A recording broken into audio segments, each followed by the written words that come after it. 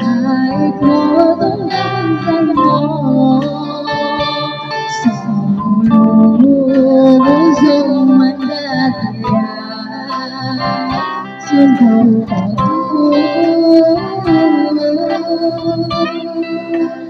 ai có tình thương nào dấu đi bất kỳ tôi ra ôi con cứ đôi đi về có vì anh hao ý mô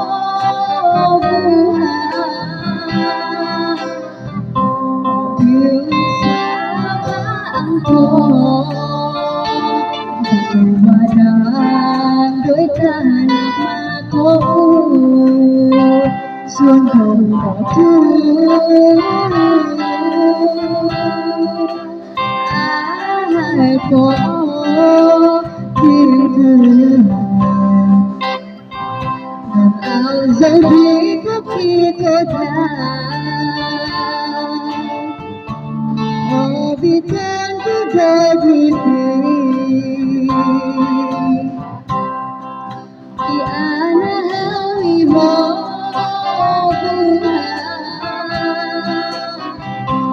yêu sao anh có thương mà ra đôi ta nạp mà tô cũ xuân thường bỏ thương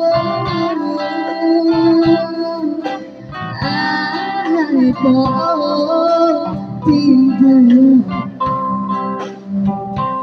nào dấu đi có khi tôi nhà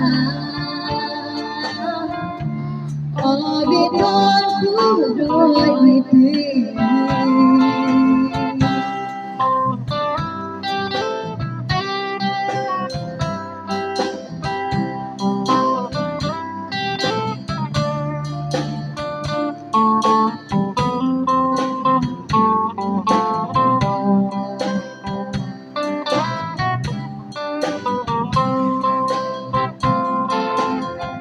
xuân có thương